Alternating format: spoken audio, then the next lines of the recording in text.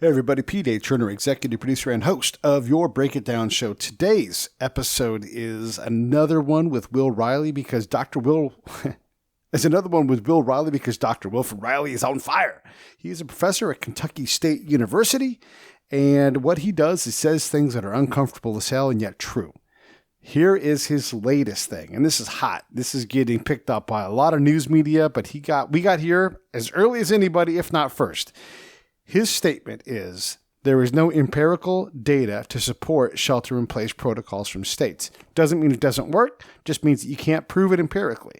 That means that if you look at Sweden, Finland, Utah, Florida, D.C., New York, it's hard to make sense of the data and say this is reliably working. Wow, that goes against what we're all being told. So is that a fact? Is it reality? I don't know. We're going to get into that here in this episode, and let me tell you something. You're going to be uncomfortable. This is what Wil does. He takes facts and drives them home. People talk about, we got to believe in science. Well, here you go. Here's a political scientist who is a methods guy, a quant guy, and he looks at the numbers and says, if this, then that. Oh, wait, the if-then fest fails. Okay, then where is the reality?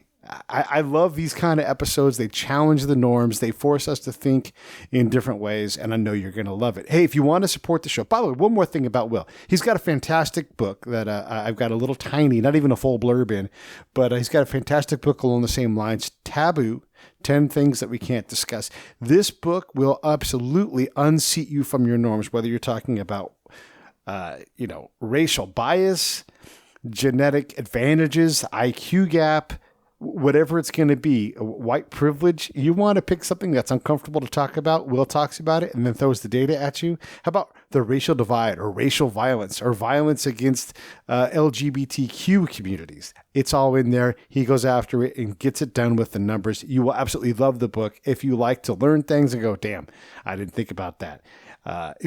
Wil, I cannot say enough about how great of a guest he is. He's been on several times talking about the 1776 Project and his books and everything else. Great, great, great guest. You're going to love the show. Hey, support the show. We're growing on Twitter. We're growing on YouTube. Everything's exploding right now since the COVID-19 thing has been out. You all have been listening and sharing. I thank you for that. If you're new to the show, hey, buckle up, get ready. We change it up all the time. If you like having a lot of variety in what comes at you day to day with incredible guests, we got you covered. And the last thing I'm going to say before I send you on your way to listen to Wil is Save the Brave, savethebrave.org. That's our home charity. That's where we ask for your help.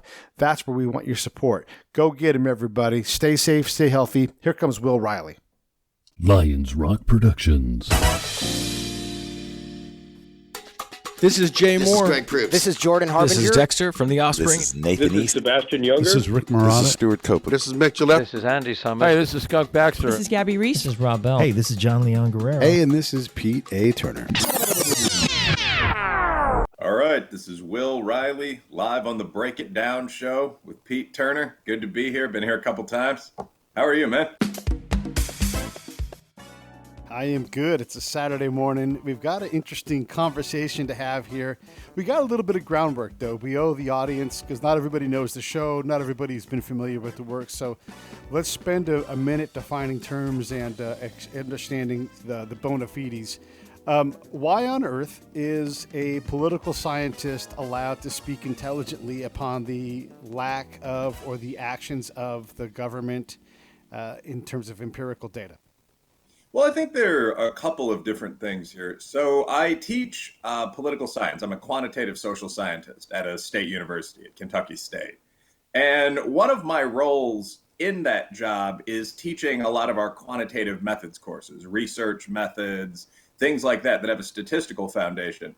So when it comes to criticizing an expert in their field, there are a couple of levels. I wouldn't presume to argue with a doctor about a purely medical point around COVID-19 or anything else. If a doctor said, I believe this virus can be transmitted aerosolically through the air or through touch of a hand to hard surfaces, I wouldn't be in a position to challenge that. However, it also has to be recognized that doctors aren't necessarily better quantitative methodologists than physicists or political scientists. They're not necessarily better executive leaders by any means than governors or generals or master sergeants. So there are other considerations that come into play when you're talking about these medical issues. My main point on COVID-19, I became involved in the conversation to the point of commenting on methodological pieces or bantering on Twitter. And this later became, I recently put out an article in Spiked, large circulation British magazine, and it looks like that's going to become a fairly serious journal piece. But what led to me getting involved in the conversation was strictly my questions about the mathematics that were being used by some of these physicians and some of these epidemiologists. So nothing really medical going on. But our response to COVID-19, and Pete, we've talked about this off air, was driven in part by an almost panicked response to two mathematical projections. One was the World Health Organization's projection that COVID-19 could kill 3.4% of all people. That was the death rate among anyone who might be infected. The second was a paper by a guy named Neil Ferguson, nice guy by all accounts, British methodologist, but he estimated that 2 million people could die in the United States in this set of scenarios where we did nothing to mitigate the disease, one. Two, 80% of people eventually got the bug, not 20 or 50 or the rates you more commonly see during epidemics. And three, the death rate was essentially 1%. It was right around there. It was quite high. So in response to these sort of doomsday projections, 3 or 4% of all people die, or only 1% of all people die, but everyone gets it and we do very little to respond, we saw extreme responsive behavior when it came to COVID-19. And a lot of people, including not just myself, but I mean, Dr. John Ioannidis and his team over at Stanford, many people writing in sort of the tech sector, people began to question, are some of these things accurate? Are these projections real? What we now see is that the current IMHE model, which takes social distancing into account, predicts about 70,000 total deaths in the USA from COVID-19. And I think it's fair to say that's what a lot of quants, a lot of methodologists in the business world, military sector, by the way, civilian tech, kind of predicted. I mean, and that is a situation where you want to be right. Obviously, no one wants 1 million people to die. Yeah. But those are the areas where a lot of general scientists disagreed with some of the medical projections. It's not the question of does a doctor best know how to use a ventilator? It's the question of, well, when you're saying 4% death rate, what's that based on? Yeah. And quick final comment on that. One of the things that was apparent early on, and this produced, again, in terms of the elite general press, this produced a column in the Journal, editorial, I believe, lead editorial. But one of the things that became apparent was that we had what's called a denominator problem. So those estimates of 1 to 3% death rates weren't made up. I'm not impugning anyone's integrity here in the least, but they came, as far as I understand, from the death rates that had been seen or projected to that point. And the problem with that is that the pool of people that were taking COVID-19 tests was extraordinarily unrepresentative. In the United States, until quite recently, to take a COVID-19 test, and I know this because I tried to, you had to meet a couple of conditions. You had to be sick and symptomatic. So you had to be coughing. You had to be visibly ill to the point where, in my case, as an adult male, you would try to go to the doctor. Two, you had to have had actual close contact with someone who previously had been diagnosed with COVID-19. And at one point in Kentucky, as I understand, they were calling these people. This wasn't just you saying, funky flu. And three, you had to call a hospital and go through about a 30-minute screener to take these tests. So, I mean, a large number of the people taking the COVID-19 tests were inpatients in hospitals. Mm-hmm. Almost all of them were visibly sick. So when you say that 3% of those people died, that's not necessarily surprising. And if you talk to a family practice physician or just a buddy who was a doctor around this time, many doctors were saying, look, we're sending 50 people home. We're telling people just to shelter in place for every person that we actually test in this sort of arduous manner.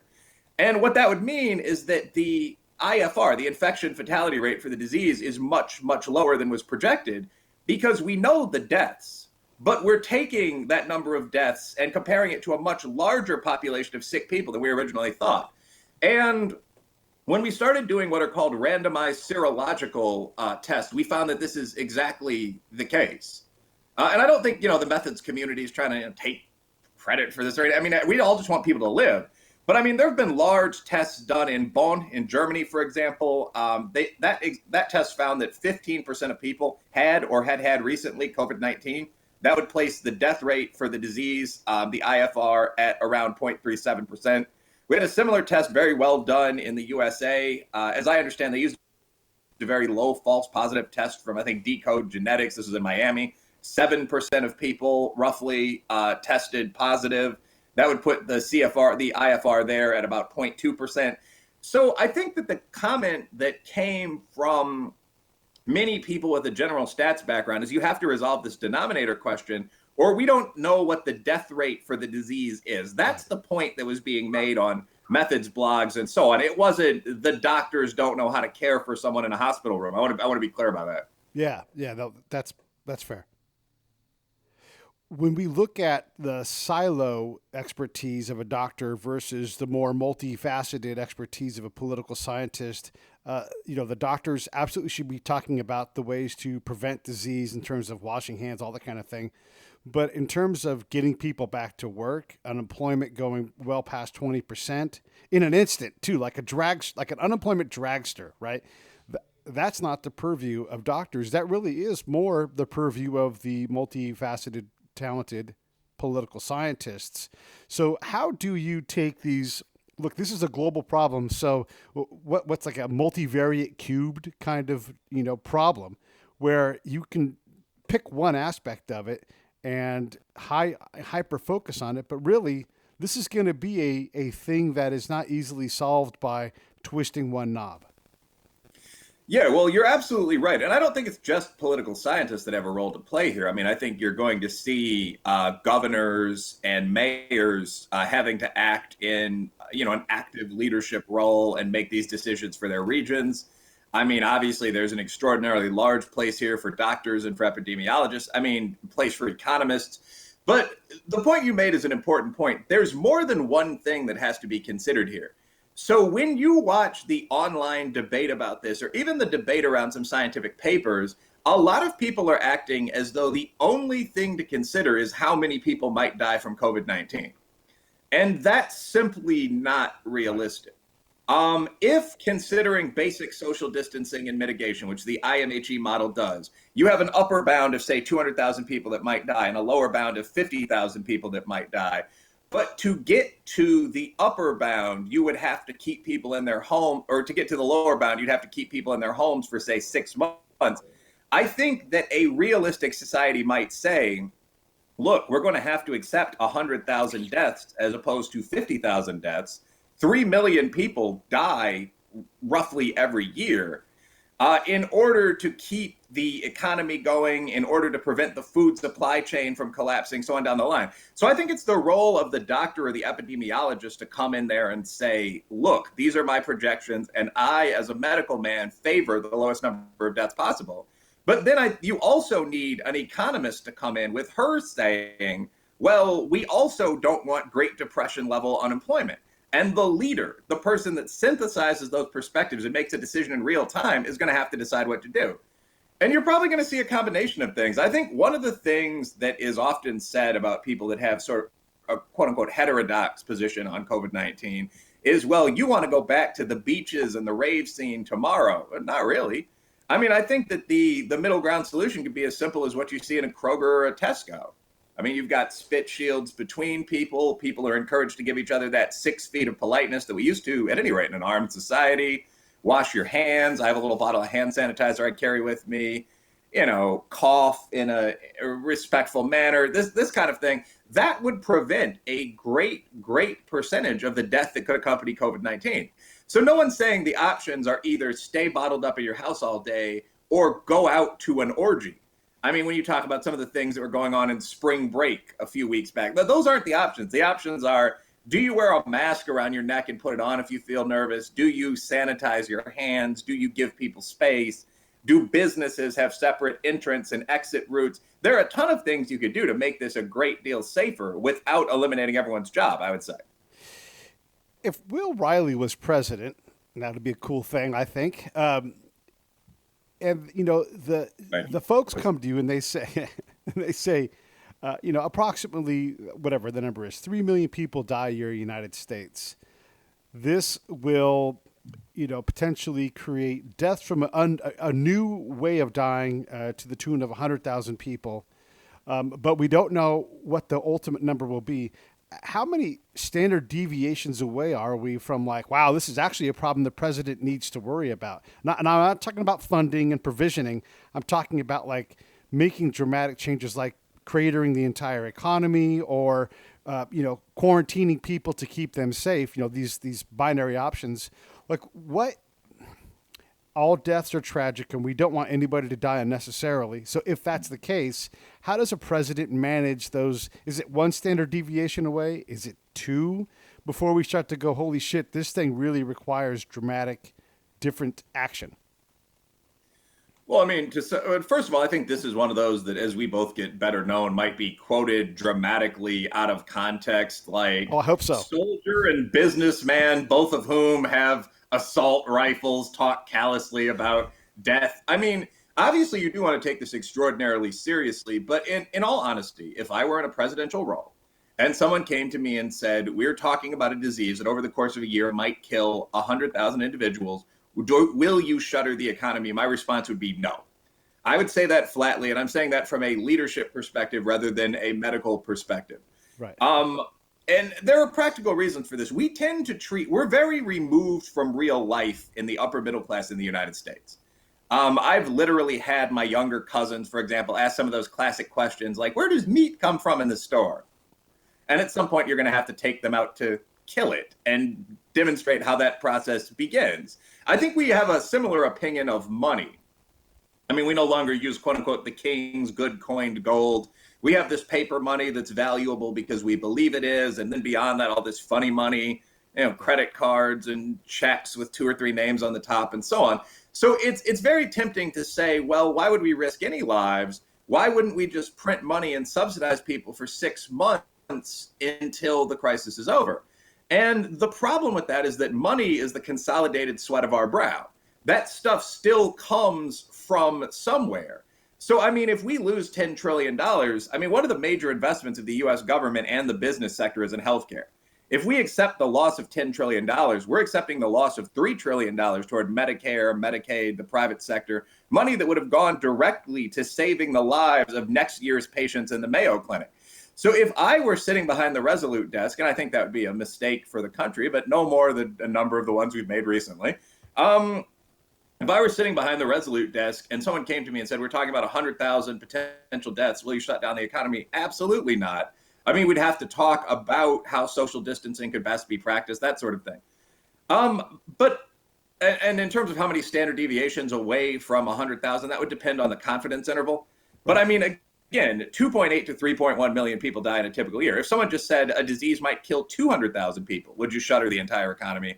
Speaking personally, probably not. I think, again, we'd have to do very intense, well-done social distancing. There's very little sign from Sweden, or for that matter, Utah, that works significantly more poorly. I and many others have written about this. But I think that, again, I want to emphasize the issue was that that's not what was presented to the president. What was presented to Mr. Trump and to our governors was this figure of 2.2 million people died. And I don't think that unless they're trained quant methodologists, they were aware of what that meant. So, I mean, the original paper by Ferguson actually is not a panic-inducing document. I mean, what he says is you could cut his initial death figures in half just by doing very basic things like quarantining the sick. So that 2.2 million figure comes from a zone. And I want to emphasize this because his work's been misinterpreted. Comes from a situation where we don't do anything. That's a hypothetical that leads off the paper just to illustrate why leadership is important. So when the media started saying that and saying, well, we can have bodies in the street, that's not what anyone was seriously proposing. You know, at the most brutal level of utilitarianism, by the way, if you cut that in half and you get 1 million deaths, that's 1 in 350 people in the United States. I'm not advocating for that. Of course. But we are a huge society. During military engagements or even serious business projects like building a bridge, the kind of risks of loss that we were talking about in the worst case scenario are extremely common. And I think those sound terrifying to us just because that would be so many people because we've taken over a continent. But at any rate, that idea of millions dead was presented to our leaders. I won't say they panicked, but I will say there was a very intense reaction to it. And that was the source of that fear. No one gave the $100,000 final figure in the beginning. I would suspect that if you took the IMHE model with any reasonable current parameter, you estimate a 0.5% IFR. And this is to some extent guesswork, but I would assume that most of the estimates that would come out of there would be on the order of 100, 120,000. So I don't think anyone's talking now about millions of people dying, but that's what started the reaction to the crisis. When I write, I often describe this as the COVID-19 crisis and panic. Right. Because there certainly is a crisis. I mean, 100,000 deaths of countrymen, that's terrible. But there was the surrounding freakout. A guy named Thomas Pueo, who, again, normally a very solid stats guy, estimated that we could lose, I believe it was 4 million people. I don't think it was 10. No, it was 10 million people. He estimated if we lose 4% of the population, that's 10 million people given some parameter flips.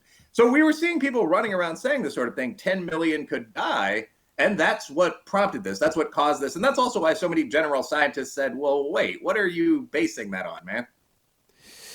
Yeah, let's back up real quick. So you've declared that you will use the Resolute desk in your presidency. I'm either going to go with the Wilson desk or do the Johnson route and have the Senate cabinetry shop make me my own specific desk. So just should we ever find ourselves in the Oval Office, one of us being the boss, we can hold each other to our commitments on day one. Different desk strategies. Yes.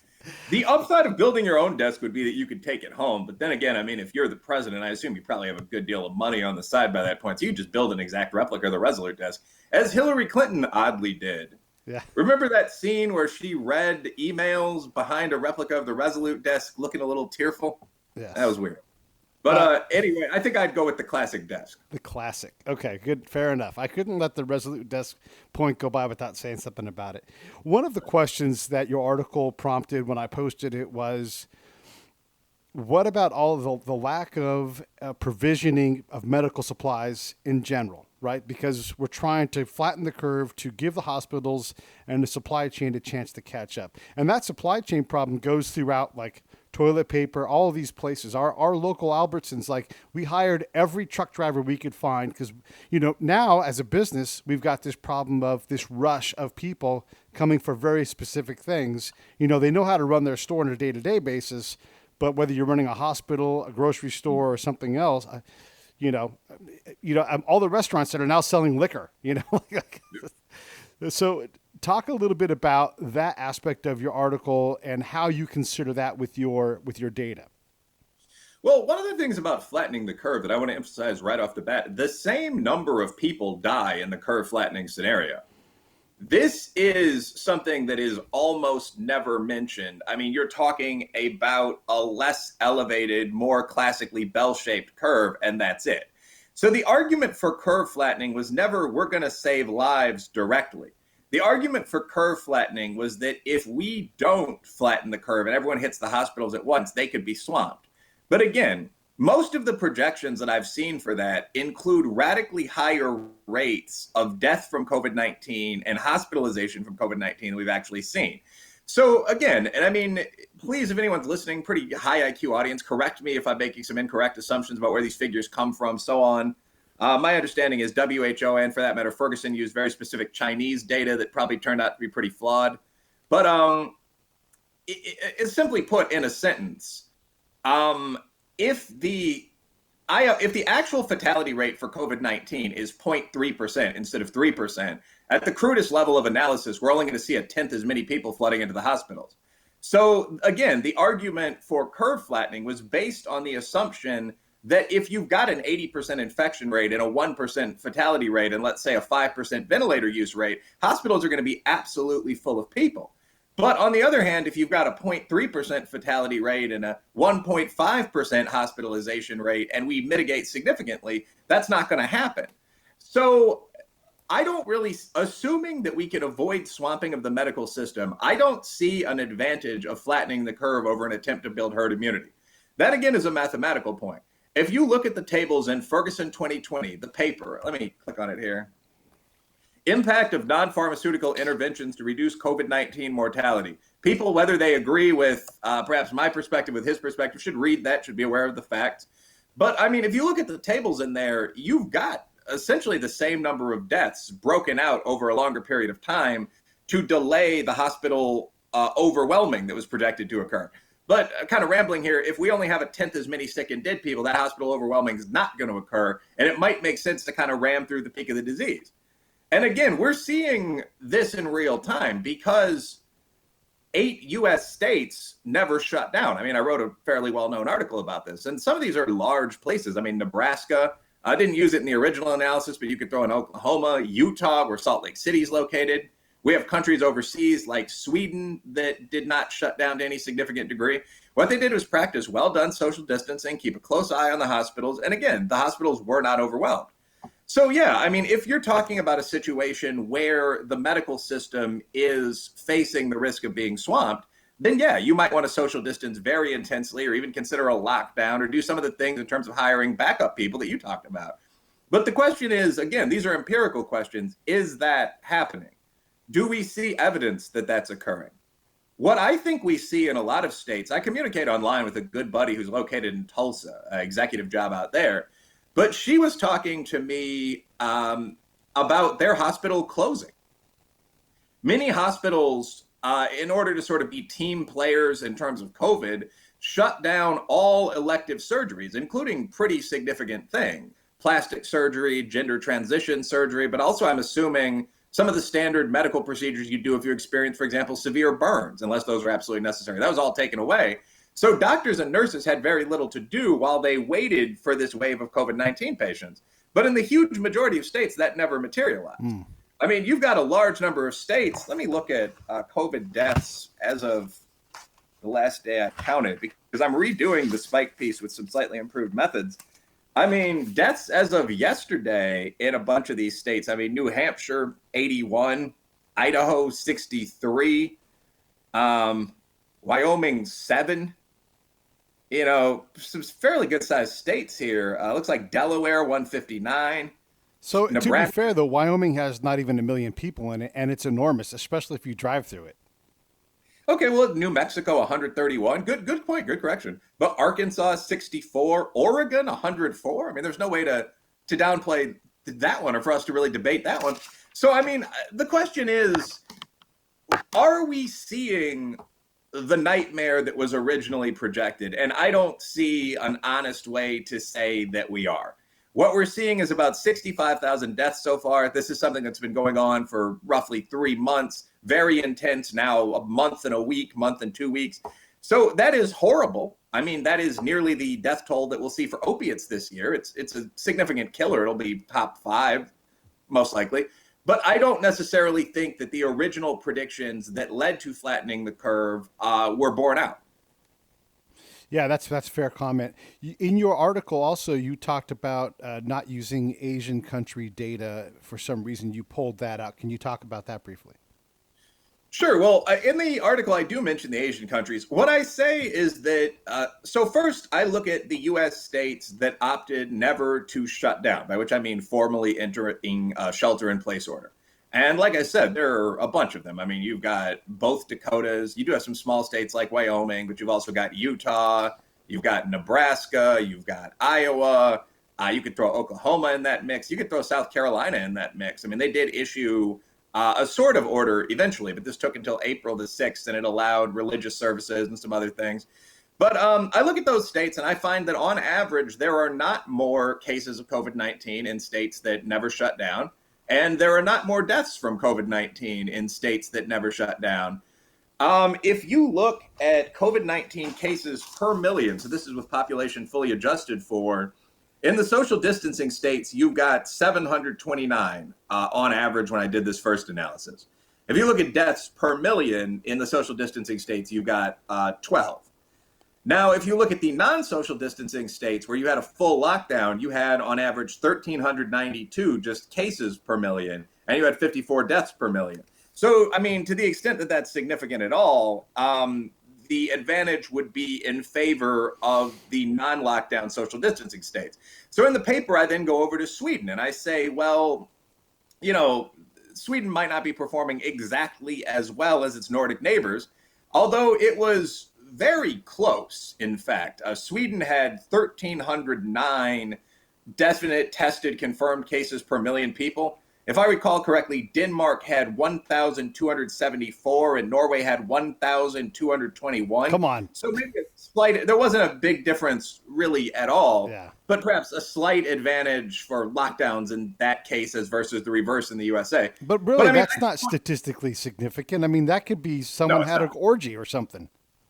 Yeah, no, it's not. I'm not, and I was just sort of steel manning the other side's case. I mean, what I saw, frankly, is that there was very little difference, if any, between lockdown states and social distancing states if you adjust for basic things like population. That's why the article got published. I mean, there was very little difference there.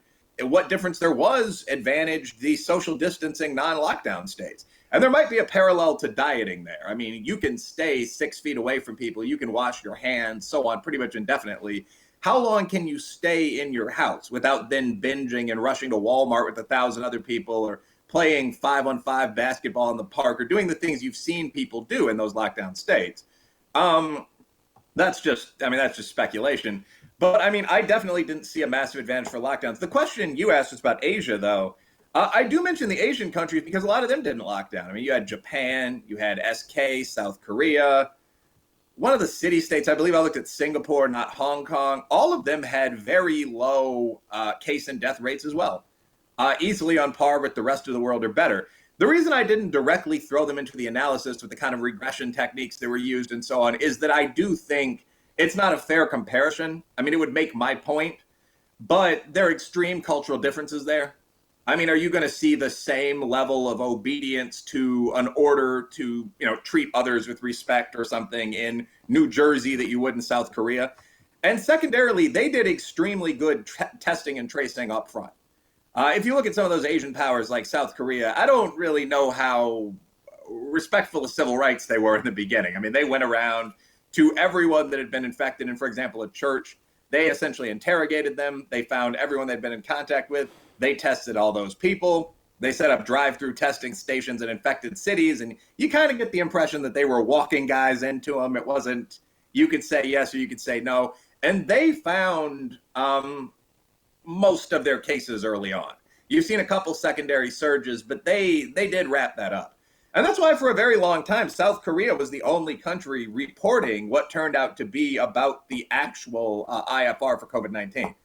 I believe they added some seniors later on that boosted this number, but for a long time, their CFR, actually, their tested death rate was 0.5 or 0.6, as versus, 2, 3, and so on. But the Asian countries did a much better job of wrapping that up early on. And that's why I don't directly compare them to New York, for example. A friend of mine, Peter Van Buren, he lives in New York City, and he was talking to a number of hospital folks, especially like the hasty hospitals. And listen, this is something that we're good at doing. We can throw a hospital up in hours. This is like the government can do this really fast. But each empty bed is a point of inefficiency. So do you think when this is all said and done that we'll look at the president's response and say, not that it wasn't enough, but that it was too much response, and that, we have, look, to make the Mercy and the Hope and these other hospital ships show up somewhere, that's billions of dollars of activity that largely was wasted. So do you think that as we look at this and the quants go through and look at things, we'll see that the response actually was too much? Hey, this is P.A. Turner from Lions Rock Productions. We create podcasts around here, and if you, your brand, or your company want to figure out how to do a podcast, just talk to me. I'll give you the advice on the right gear, the best plan, and show you how to take a podcast that makes sense for you, that's sustainable, that's scalable, and fun. Hit me up at pete@breakitdownshow.com. Let me help. I want to hear about it. So do you think that as we look at this and the quants go through and look at things, we'll see that the response actually was too much? Yeah, probably. I mean, I think so. The question that's going to be discussed by political scientists and epidemiologists, I mean, psychiatrists to some extent, when we look at the mental health impacts of this, economists, for a while is, given what we knew was a bad decision made. Now, I've made some comments about what you and I would do if, as local leader types, we were actually president sitting there with the big desk. If someone came to me and the projection was 100,000, no, you're not shutting down the economy. Hopefully it doesn't sound harsh to say that, but I don't think a competent leader would do that. But if someone came to me and the projection was 3 million, yeah, maybe. Yeah. I mean, if you're talking about that original WHO estimate, like a pathogen with a 4% fatality rate is nothing to mess around with. Right. I mean, what would the secondary fatality rates there be? I mean, as you talk about just ordinary civilian citizens, armed but not trained, realize that 1 in 20 of their neighbors is going to die, counting secondary health conditions. What would the food riots look like? Yeah. Would people still go to work? I mean, so presented with that scenario, I think it's understandable that Trump and kind of the nation's senior governors like Cuomo reacted the way they did. Frankly, the question is, and I don't know. I didn't read some of these papers until days later. I'm just a guy. I have the luxury of sitting on an ass thinking. That's my job. So I could read this stuff and say, hey, this doesn't make a lot of sense, and make mathematical notes. But I mean, so the real question is, should someone have read through, say, Ferguson's paper and asked, hey, how did this guy estimate an 80% infection rate? I'm not saying he was, but are people just making this stuff up? Right. And I've wondered that myself when I look at some of the things like the IMHE model. Like, right now we've got about 65,000 dead. The IMHE model, well-designed model, but until a couple days ago was predicting a total of like 62,000 dead, right? And the other day they tweaked it and they were like, nope, 78. I mean, I think that there should have been more questions asked, like, where are you getting these numbers? Right. Is this one province in southern China? Are you believing their government's data? Why aren't we? One question that I do think should have been asked weeks ago is, why aren't we doing more random sero testing? Yes. Why did that come down to a private group of dissident, I think center right, could be wrong, academics from Stanford? I mean, why wasn't the government doing this large scale? Why weren't we buying tons of tests from Decode so we would know this stuff? We could have been shut down for a week while we were dealing with, the worst case scenario. Then we would have been aware of what was going on. But in terms of just the reaction, I guess what I'm saying is I don't think the reaction was all that unreasonable. I would have wished for more in-depth reading of the papers. And I think if Trump had some elite quants on his staff at the top levels, that might have happened. I mean, you keep seeing things like Jared Kushner's in charge of this or that initiative. It reminds me of when Bush was having these guys that had just gotten out of elite Christian colleges run whole cities in Iraq. And I'm not sure how good a job they did.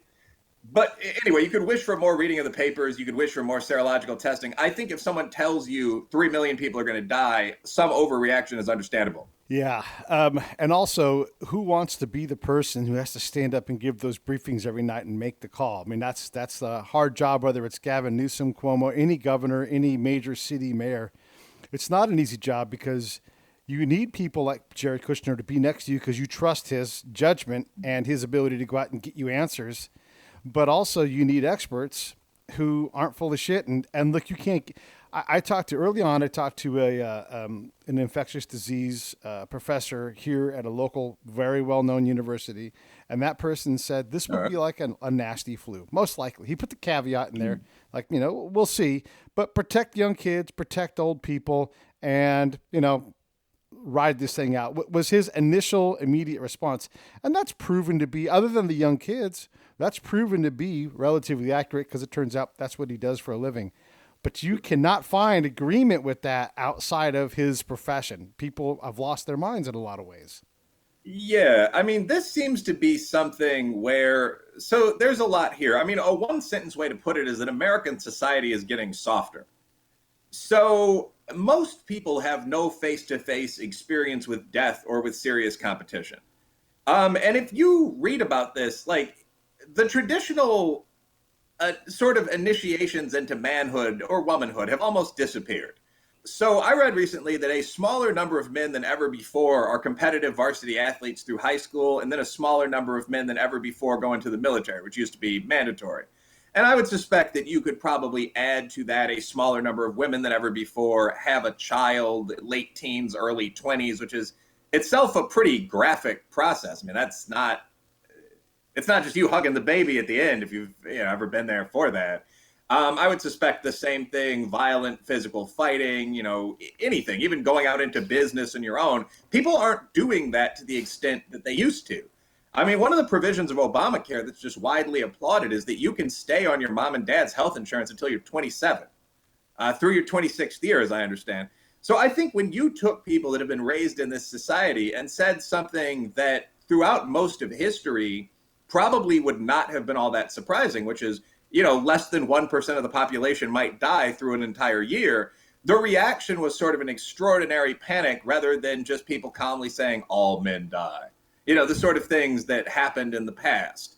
It's worth noting that if you look at those societies, Sparta, Rome, the Han Chinese, the Manchu, certainly something like the Mongols, who are barely civilized. I mean, plagues would sweep through any good-sized town every couple of years and kill 2 to 5% of the population. So we simply haven't had an experience with that. Most of us are not warriors in the actual sense. Most of us aren't even trained athletes in the actual sense. Most of us have not owned a business and done something like produce shoes, starting with a horse skin. So this thing that's occurred throughout history, just the idea of plague, was absolutely terrifying to us. And it produced the response that we saw. I think can you repeat your question, by the way? I think I get a little off track there. I think what I said is true. What the heck was my question?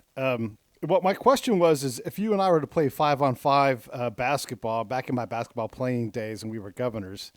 Let me one of the critiques of your paper that we got online too, and I want to make sure we address this before we get too far away, is defining terms of lockdown versus quarantine versus nothing. How much did that play into your analysis? Yeah, I mean, so I'm thinking about writing with a guy named Dr. Steinmetz, medical background himself. I'm thinking about writing a serious journal piece on this. I've actually been in contact with another academic, Christos Makridis, and we might write something related. I mean, I do teach at a state U. I'm interested in academic publication. I've talked to people that are at least as good as I am with stats or with understanding of these concepts. So if we did that, if something went into, say, JAMA, for example, to shoot high, I mean, you'd absolutely have to define, say, 6 different types of interdiction used by countries. For this article, I use a fairly simple definition of shutdown, and that is, does the state have a shelter-in-place order in existence that mandates 10 or 12 specific things? There's a legal definition of that. If you didn't, you're not shut down. I mean, certainly in a social distancing scenario, you can tell people not to be morons or jackasses. There's nothing against the rules there. I mean, you can cancel minor league baseball games. But I mean, if you go to Iowa, I mean, I would suspect most restaurants are open. And if they're not, you can come in, talk to a person, then get curbside service. I mean, in South Dakota, the majority of businesses are open. Bars even have remained open. But it's going to be enforced that you stay a certain distance from someone. There's going to be a focus on people being in the patio, this kind of thing. I mean, that's not a shutdown. That's the alternative. I want to emphasize that nobody who is in that general scientific, quote unquote, heterodox community, but who's not an idiot, is saying we need to immediately go back to indoor raves. People who do that, because that's really no more risky than a Tinder date when you think about it, except perhaps the number of individuals. People who do that are taking an individual personal risk, and you can debate whether it is something they have a right to do. But I don't think that the government, for example, should be sponsoring large county fairs or something like that. Social distancing implies staying at a distance. It implies cleaning yourself. It implies being polite to others. But that is in no way a shutdown. So I just defined a shutdown as a shelter-in-place order in the state mandating that businesses shut down. If you wanted to go into more detail, I mean, there's several different levels. Whether or not you favor opening party venues and retail stores, I don't personally see much reason, now that we've worked out how to use some of this protective tech, this PPE, that factories can't be open. I think that this decision to close the supply chain was just that, a decision to some extent. I think that's reversible. But I used a simple definition for the short form article of lockdown or shutdown. That was just an SIP order, a formal SIP. Charles Bartlett brings up a point of the Trump administration spent all of January and February downplaying the virus and instead of mobilizing COVID testing programs. So did everybody else. Now that's a fair point, by the way. I think I've bantered with Mr. Bartlett online. It's not an idiotic point. I don't have a MAGA hat on right now, But I mean, when people say this about Donald Trump, like Donald Trump absolutely did not take this virus seriously enough, that orange, blah, blah, blah. You have to put this in context. I mean, Mayor Bill de Blasio on March the 5th encouraged people to go out to the movies in New York City's public theaters and was recommending movies for people to see and bantering online. And he's a funny guy, apparently, bantering online with people about these movies, like an old school karate film kind of thing.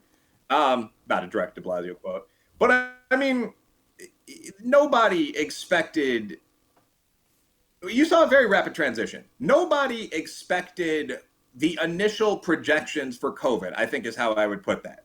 So there were probably people that would have predicted what we actually saw, i.e. 60,000 individuals sick that have died so far, so on. But the expectation leading into COVID-19 from almost everyone was that this would be the equivalent of a very bad flu season, and this is not a nation of cowards. We shouldn't panic too much. And you actually saw versions of this attitude around the world. I mean, Italy actually had a semi-serious holiday called Hug a Chinese Traveler Day. I don't think that aged extraordinarily well, but you have all these pictures of people in Lombardy and so on hugging Chinese guests and visitors and guest workers. And we did the same thing here in the United States. I mean, Joe Biden has a number of quotes along these lines, like, no, I wouldn't close the border. I think that's a subtle form of racism, if I have that correct. Nancy Pelosi said very similar things. People were accusing Trump of being xenophobic for trying to stop some of our kind of commercial intercourse with China. This is undisputed. This is part of the record. So just to single out Trump and say, well, Trump didn't take this seriously, I think it's partisanship. Nobody took this seriously because one of the biggest secrets you can learn in life is that you never expect the serious, bad, or even good things that happen. I mean, a talented military opponent is not going to announce their strike before they attack Pearl Harbor. I mean, a plague, that's usually something that gets loose from a lab or a newly discovered species or something like that. You don't know about it before it hits. That's why it's a plague. You don't have time to set up protective barriers, get your PPE in place. And what we saw here was a pretty typical fractal, unexpected event that you're going to encounter in a leadership role. I don't think Trump handled it any worse than Pelosi, any worse than Biden. I mean, remember where we were just a month and a half ago. There were, up to Super Tuesday, you had how many Democratic candidates? 9? Yeah. I mean, there was no unified front on COVID-19. I mean, candidates were accusing each other of not having international experience, of having pretended to be Native American. It was just the usual nonsense. So I don't think Trump did especially badly. I think, in fact, if Trump had stopped all commercial exchange with China when we found out about this, he would have been branded a total brutal racist. If we had escaped any harm from COVID-19 because of that, it wouldn't have been recognized, except maybe in comparison with other countries. And it would be used as a talking point against Trump in the election. Racist stops our exchange with the Chinese, our beautiful ally. But anyway,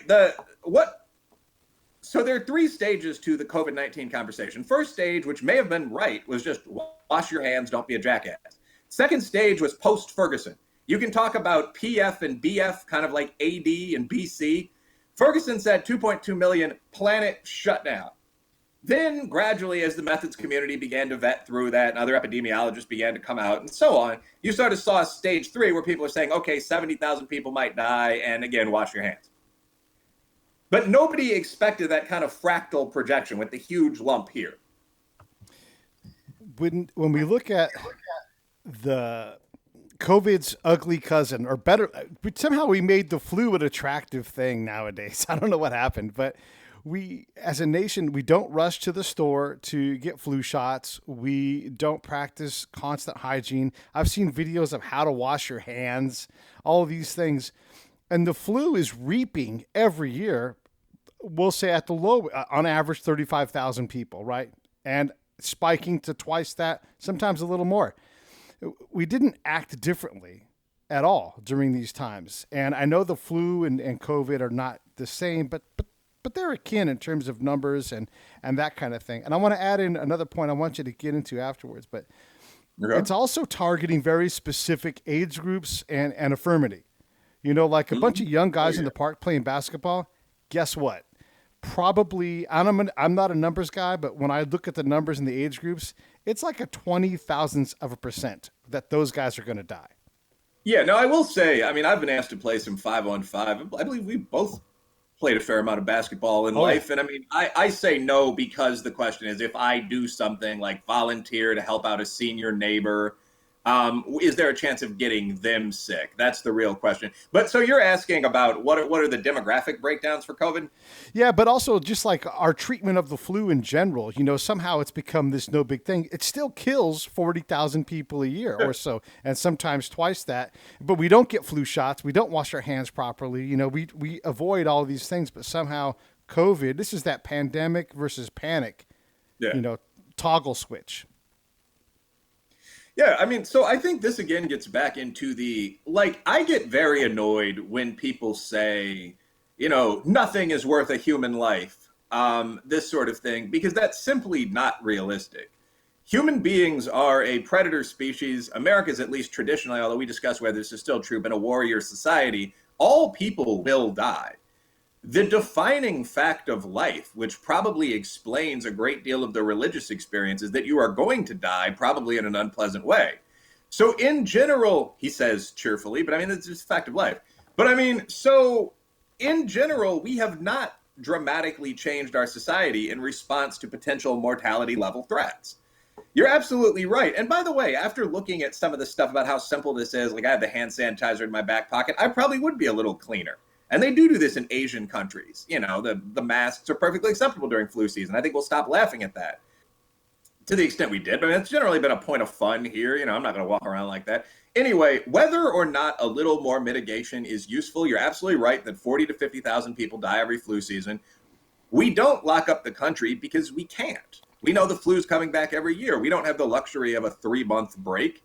And the same thing's true of virtually everything. I mean, Heather McDonald, commenting on this whole situation, pointed out that you could save probably 50,000 lives a year by lowering the speed limit to 25 miles an hour. I mean, there are 45,000 to, at the upper end, going back a couple decades, 70,000 car crashes every year.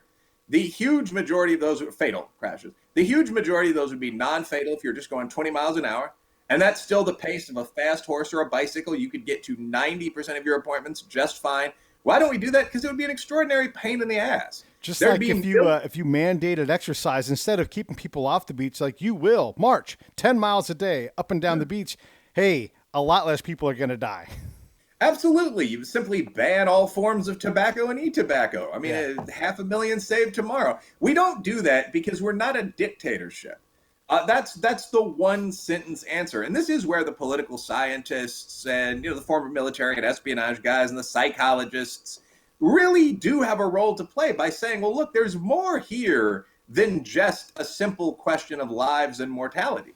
Things other than life have value. I was talking once during the gun control debate a couple years back when Marco Rubio was being hauled into CNN and unfairly pilloried and all that. And a friend said, well, I know you like your guns and you're a good shot and you teach people how to use weapons and so forth. But, what that you do with your guns is worth the life of even one human being. And I just thought about it. My response was, well, me and 10 million other people hunting with our sons or daughters. I mean, it's like that's a thing that has value. If you banned firearms, that experience of going out for deer season with everyone in your family, gone. That experience of going to the range, gone. The ability to shoot a rapist in your house, gone. None of these things directly relate to life or death. I mean, even if someone is assaulting your wife, they're probably not going to kill you or her, but it's something you'd probably want to prevent, right? I mean, so there obviously are levels of valuation that go far beyond simply money on the bank hid for a life. And one of those analyses comes into play when it comes to our response to the flu. We just sort of stand up to the flu, we get a shot, and we go out in the world. And you're absolutely right. This goes well beyond even infectious diseases. I mean, the biggest killers in the United States are cancer, heart disease caused by obesity, tobacco, smoking. You'd have to put unsafe sex in the top 10. I mean, we've almost forgotten about AIDS. AIDS is still a killer. So, I mean, if you can have Tinder in the era of HIV, I don't necessarily see that the level of reaction we engaged in here was logical. And then what about the age group part of it? It's a whole lot of folks that should be working, aren't working because of the, it's just like we're not looking, again, multivariate, right? Like we have different age group, you have different demos. It's a shame to keep a lot of good working folks out of work and then imperiling their financial future, which ultimately could be their lives. Yeah, and again, this all has to be taken into account. I mean, so to answer your question directly, because obviously I can go on for a while with some of this stuff. One of the things that I think people have been very dishonest about with COVID-19, one of them is that we now know the actual CFR and IFR to some very real extent. I haven't seen a lot of papers modify the initial doomsday claims from a month ago or mention that flattening the curve may well not be necessary if we've got a 0.2% IFR. That's one of them. Another thing that people seem to be almost intentionally dishonest about is that COVID-19 is an extraordinarily age-specific threat. I was looking through some data that Jane Lingle, my partner, sent me, and it was put together by some kind of center-right media organization, but you can vet it against New York City data. It's absolutely accurate. You talked about this with me on Facebook, and we confirmed that it was correct, as I recall. In the busiest day for deaths in New York City, the number of people, or one of the busiest days by now, the number of people under 65 with none of a group of very serious pre-existing conditions that died was 11. 11. So, 11, yes. And I believe the total was something like 1,860. So the reality of COVID-19 is that when people say things like this virus doesn't care who you are, that's absolutely non-accurate. Right. If you go with any accepted data, even the WHO data from China early on, when they at least had a presence in the country, certainly the US CDC age group data, your chance of dying of COVID-19 as a healthy person under 50, if you get COVID-19, seems to be between 1 in 400 at the high end and 1 in 1,000. So that is the reality. In Italy, they actually broke down who the average victim was. And it turned out to be an 81-year-old person with multiple pre-existing conditions. Average age was 81. I think that's a mean average. And 99% of those that died had at least one pre-existing condition. They just did this in Britain. I saw the Sky News release about it. 95% of Brits, age range wasn't that much different, and 95% had serious pre-existing conditions. So, I mean, that is who's at risk. You can say that COVID-19 is worse for those demographic groups than the flu, and we absolutely need to acknowledge and recognize that. But the huge majority of people aren't in those demographic groups. We can talk about what serious PEC means and so on, but I mean, the biggest risk predictor seems to be being over 65. That is a fact. Yeah, if we allow it to be a fact, I mean, we can't stand it, and it becomes a political argument really fast. One other thing I wanted to ask you about, just because I know you have a good answer, the balance between defending our rights versus defending our collective lives. You know, we have demonstrations going on, sometimes armed demonstrations going on. You know, we have the right to do that, but do we have the right to jeopardize one another with more COVID exposure? I think that's a fascinating question. I mean, to some extent, the constitutional answer would be yes, but I discourage it. Right. So this gets into the difference between social shaming and dictatorship. Like I said, if one of my boys asked me, do you want to play 5-on-5 basketball? I would say no. And I don't really think you should either. Your girl is pregnant or you live with your grandmother. I mean, they're going to be, you know, the kids are going back to school pretty soon. Think about this. Give it another week. That is social pressure. And as a result of that, you don't see large parties going on during this situation, even in rural Kentucky areas where the police are not almost certainly going to crack down, maybe aren't going to find that location. Social sanction from the government is something a little different. Can the government tell you legally not to leave your house? I'm genuinely curious. I'm actually going to look up some precedent cases today. My offhand impression would be no.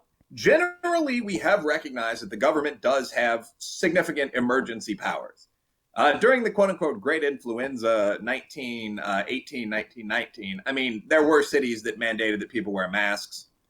There were cities that canceled things like pro baseball games. Whether it was legal or not, nobody made a huge deal about it. I would venture to say that's over on the acceptable side of legality. What we're seeing now, though, is a lot of writers on the right and center have pointed out, not a quarantine. A quarantine is when you lock up sick people. And quarantines are allowed by law. What we're doing now is locking up healthy people who have a perhaps 1 in 1,000 chance of having active COVID-19. Whether you can do that is very questionable. From the reading I've done, I don't think this has happened until now. And this seems to be, when I said we're getting a little softer, this seems to be the extension of something we've seen throughout society. So traditionally, the idea was that if you had a problem, you might get frankly teased about it, and it was your duty to deal with it. If you were overweight, the guys on the team were going to hassle you a little bit, and you were going to eat some turkey sandwiches until you lost weight. I'm not saying I approve of this, but that is what would happen. Now we're seeing the movement against fat shaming, where all of society is expected to acknowledge that you have a perfect right to be somewhat obese, even in situations like coach class airline seats. That's a change. And you're seeing this across the line, quote unquote, slut shaming. The idea of the rotating pronouns and so on in the transgender context. If you define that your gender identity is changing, it's not your duty to tell people that, or even to say something like, I'm feeling kind of butch today. It's other people's duty to ask you your preferred pronouns and title of address and so on. And in a much more serious version, we're seeing this here. The idea with the COVID quarantines is essentially that if COVID-19 is very dangerous to specific sick older people, they should not stay home. Everyone should stay home, because otherwise it would be an infringement on their civil rights to keep them in the house. And whether you approve or disapprove of that, that is a new thing under the yellow sun. I mean, traditionally in the past, I think that what would have happened, I know what would have happened, is that seniors would have been encouraged to stay home, very strongly encouraged in many cities, and some kind of collective action network would have been set up to bring them food with gloves on. Now that we seem less willing to do that, the idea is that everyone should remain in the house until the threat to the seniors has passed. The last thing I want to bring up is, when do you take your foot off of the accelerator? This was going to be a 2-week incubation thing. We're just going to chill out. We're going to flatten the curve. And it's like 2 weeks, 5 weeks, 6 weeks, 2 months, 2 years. It seems like we're afraid to say, okay, let's start going back to normal life. I know we're in the process of doing it, but that doesn't mean this isn't a complicated, scary, confusing time. First of all, I think that there's a difference between normal people and the weirdos that spend all day on social media and get quoted on cable news. I mean, just living in a mid-sized Kentucky city, if I talk to my boy and ask, when they open up, are you going to be back in the dealership so I can come by and buy a truck? He's going to say, yeah. I mean, what I'm probably going to do is, and this is just a gesture of politeness to others, but probably take a basic mask and wear that around my neck. And if I'm in an area where I see people, sure, I'll tuck that over my face. It makes them slightly more safe. It makes people that are nervous feel better. That's fine. The odds of me not going to the gym, the range, maybe the dojo, I'm fat and out of shape, haven't been there in a long time. But I mean, the store to get some food, the general steps you'd make as an adult individual is zero. I mean, one thing I will say, a lot of people have really overhyped what quarantine means now. So the rules of most shelter-in-place orders, Kentucky doesn't even have a formal shelter-in-place. We have a healthy at home, but are things like be very careful around seniors, don't gather in groups of more than 10, try to limit your travel to essentials, the store, and so on, get some exercise. So, I mean, every couple of days, a normal person would be going to the market for a couple of hours or would be going out for a 3-hour run. So these people that are kind of lurking inside their houses, watching through the blinds and calling the cops on people walking their dogs, aren't really doing any good. It's a weird, anti-French resistance kind of snitching. And I think that the average person is going to be pretty happy to get back to normal life. The other thing, I don't want to keep emphasizing this. We're not trying to pit the quote-unquote heartland against New York or anything obnoxious. But you've got to understand it, and you do. In a lot of these states, there's very little risk.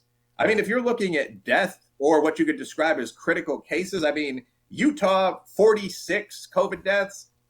That's not only a big state, multiple millions of people, Salt Lake City. That's also, for most of the state, one of the non-lockdown states.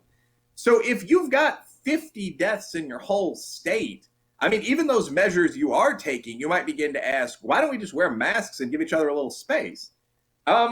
Even if you go to the top 10 or 20 states, you're talking about Virginia, 581, Colorado, 820. This is the whole state. North Carolina, big state, 419. So I don't think most people are going to be so cowed by the prospect of 400 deaths and perhaps 4 times that many critical cases that they're going to remain locked in their homes. I think that's something that the media is, for whatever reason, encouraging. And go ahead. Go on. Sorry.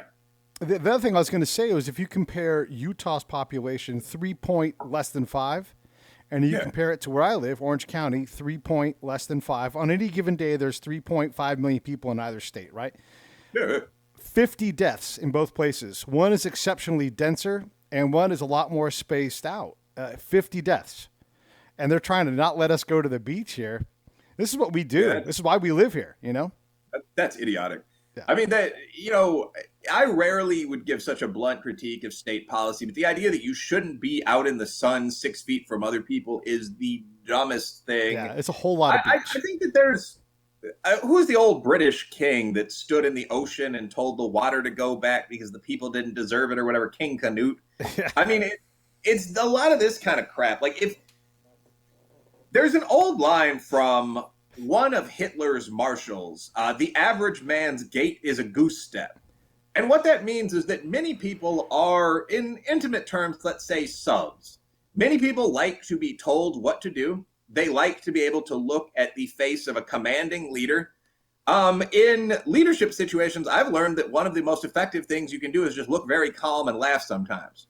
And people like this idea. Someone knows what they're doing. Hey, the boss, this $10 million deal probably won't fail, leaving us all homeless.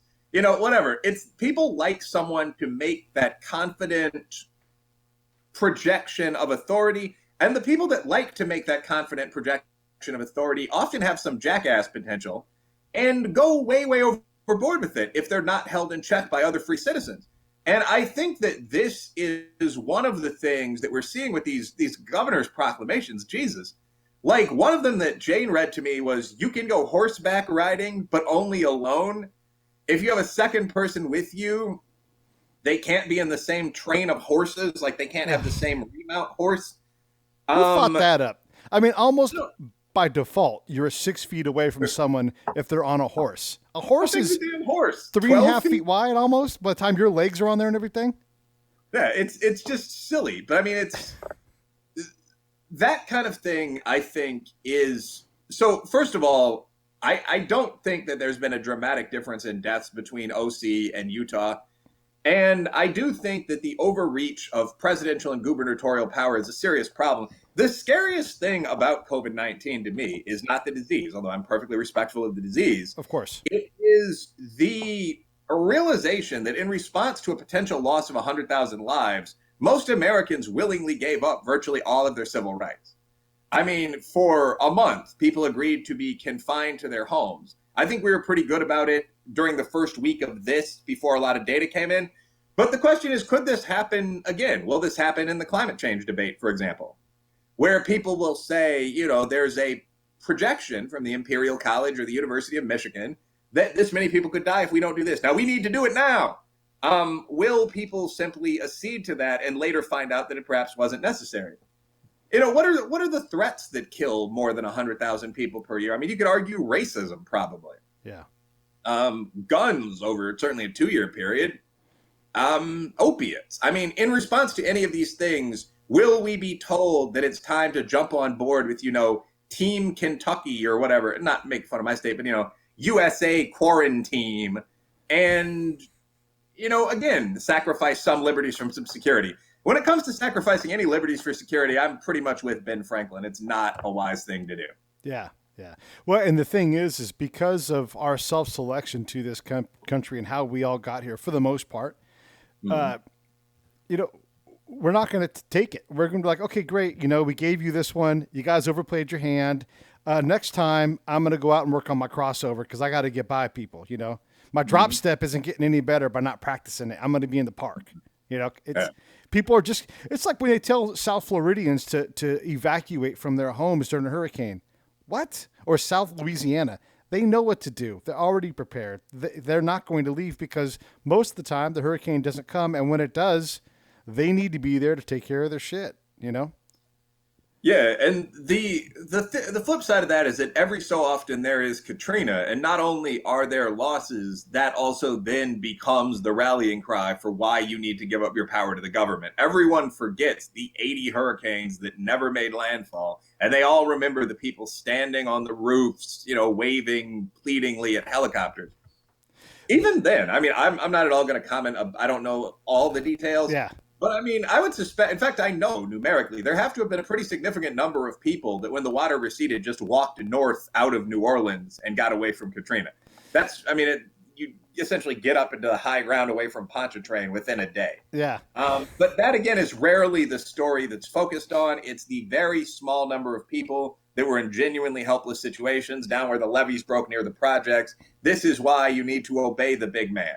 And there's certain things you just can't say in America. Like if you make that choice and miscalculate, well, then you're going to die. That would be absolutely unacceptable to say that people can make that choice of their own free will. And if they do, there might not be as much of an intense attempt to save them. That's not necessarily even something immoral, but it's something that would be greeted with insane screeching in the USA. There were that year, 2006, and I'm on memory here, so I don't know the actual number, but there were something like 8 hurricanes that made landfall in Florida the same year. And so the same FEMA that couldn't handle it in New Orleans handled it very well in Florida, too. That's the other thing. It's like you look at the government and you can expect them to give you help that you might not otherwise get sometimes. Mm-hmm. And anything more than that is unrealistic expectation, you know? Yeah, so this gets into, and by the way, obviously, when I'm talking about New Orleans, I'm not saying we should abandon people who are in the path of disasters or something. But I do think that people have the right to choose to risk death to some extent. If I was a homeowner in Cajun country in Louisiana and I was told that a hurricane was coming, I would at least consider just staying in the house, essentially fortifying that. Many of these are built on concrete pads with storm basements, waiting it out, seeing if it came at all. But the catch is, if I made that decision, I wouldn't necessarily expect the government to expend millions of dollars coming to get me. I would hope my hunting skills were on point until things return to normal. But I think people have the right to make that decision and to inform local authorities of that. I mean, in the case of COVID-19, at the most basic level, once we've got, our beloved seniors protected, once we've educated people on social distancing, if adult fighting age men and women want to go back to work and open up the body shop, and they say, look, I don't necessarily need ventilator level care if I get sick. Yeah. I'm willing to take this risk. I know you might not have one for me, but I think I can survive the disease, and I know you'll do your best. I don't see an ethical way to keep that person in their house. I really don't. I mean, I don't see that an adult armed citizen can't make that choice. And that's what people mean by the nanny state. I mean, so it's perfectly fine for the state to say, well, if you do this, you're going to die, which is a lie in this case, but you'll be taking a 1 in 1,000 risk of death, and it's a dangerous, scary disease. But if someone then says, okay, I've taken many serious risks in my life, spent a lot of time in the third world, most of my relatives are dead, I'll risk death in exchange for all this money. I don't see how you can then tell them, no, you won't. And that's that second step that we're now seeing. Yeah. And this, again, sweeps throughout society. I mean, there are mass movements against bullying and fist fighting in high school. I mean, there are mass movements against military recruitment in high school and even college. I mean, there are serious proposals to lower the speed limit to 55 again. What is it? The mayor of one of the major, it was New York. And actually, I don't even dislike this guy. It was Bloomberg. But I mean, banned soda pop. Oh, my God. You can only get a 16-ounce soda because otherwise you were risking your life. You don't need the mayor to tell you if you're out on a date that you can't get the 32-ounce before you go into the movie. I mean, these are not decisions government needs to be making. If your date thinks you're a little fat, she'll tell you. I mean, we don't need this sort of constant invasive government presence. But I think that's what separates COVID-19, and I'm sure we'll talk about a few other things, but end of this thread for me. What separates COVID-19 from threats in the past isn't that it's much worse. No one would rank COVID-19 ahead of the Spanish flu. I wouldn't rank it ahead of the 57, 58 Asian flu. It does fall ahead of SARS, but remember what a threat that was. We were very lucky to stop it at around 20,000 plus the flu season plus pneumonia. The difference now between those 3 real cases I just detailed in COVID-19, to a large extent, is the prevalence of this constant outrage media, where you have people on Twitter all day tweeting at the president with stories about deaths in their town. Right. I mean, where you have the media that's a 24-hour cycle. Could we win a war in this environment? I don't know. But that's to the credit of our troops, remarkably. And even then, you guys had to kind of cheat with the media. I mean, these embedded reporters, I don't think were getting to talk quite as much as they wanted. It would have been very difficult to have Vietnam-level coverage of something like the Battle of Fallujah. Speaking of combat things, too, you have to understand, like, the individual perspective of things. If you tell me that there's a risk to my life, I've been hit by a tank. I've had bullets whiz by my ear where I thought, wow, that should have hit me, So you tell me that I'm going to get exposed to some kind of virus that's going to kill me. Hey, great. You know what? Something's going to get me. Like my my level of regard for my longevity is appropriate for a guy that wants to stay alive and middle-aged. But if it's my time, it's my time. What am I going to do? You know, I have not 9 lives. It must be 29 lives because there's so many things that have happened. I had a rocket bounce down the road next to me that just didn't happen to have explosives in it. You're trying to tell me that the flu is going to get me? Great. Okay. I'm wondering what it's going to be. I'm not unkillable. I'm just saying that my level of panic about dying, it's like 1. Yeah. No, I tend to agree. I haven't had those military experiences, which, by the way, I greatly respect. Thank you for your service and all the positive things people say. I mean them.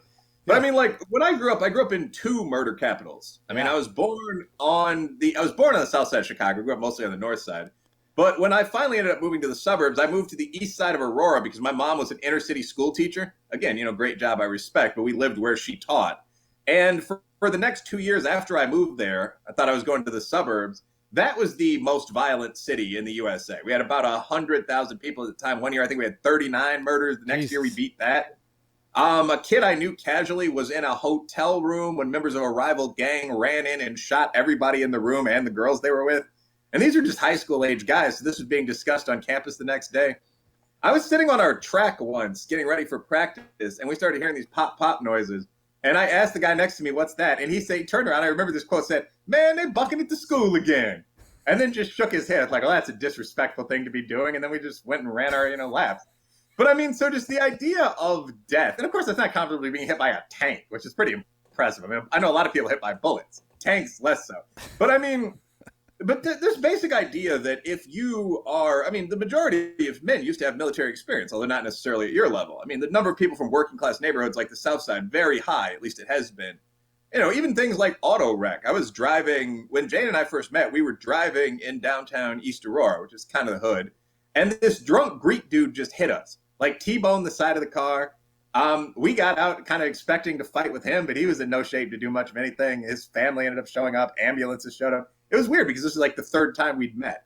But I mean, in terms of the level of risk inherent in life, yeah, I don't think you can spend all of your days panicked. You'd never drive a car. You'd never shoot a gun. You'd never have sex. None of this means, again, that you should round up 50 people and hold a COVID-19 party. But the basic idea of, can you put on a mask and go to work? Yes. I think that the huge majority of people would do that. The question I have is why so many people are encouraging us not to. And I think that to some extent, it's just protectionism. Many of these people are doctors. They really do care. But I also think there's an element of agenda setting here. Where people from Clyburn to Andrew Yang have said very openly, this is a great time to get national basic income through. This is a great time to really change some of these policies around disease care. And I think that that's only possible if people are scared enough. Maybe the goal. Maybe. Well, my other goal here is to help you sell these books. So if you guys want to be uncomfortable and talk about or read about things you can't talk about, you should buy Will's book, Taboo, 10 Facts You Can't Talk About, to include things like white privilege and does it exist or not, racial violence and does it exist or not, and those kind of things. Will is a fantastic writer. Go to Amazon, buy that book, and you will read things that will make you mad at yourself for believing it, because he throws the empirical evidence at you, and I know you'll love it. I enjoyed reading it. And anytime you buy a book, make sure that you rate and review it, because that really is besides the $1 or so that Will gets from that book purchased, those ratings and reviews, as they stack up, that bumps the book up in the ratings and helps him sell more books. And that's one of the things that we want to do is support Will, because he's going big places. And shoot, man, I appreciate the hell out of you for coming on the show today. Of course, man. I appreciate you having me. I'm down to be on the show pretty much any time. We've done some pretty interesting ones. Bob Woodson, Dan Crenshaw. So yeah, thanks for bringing me on. Not much more to say. This is me on the Break It Down Show.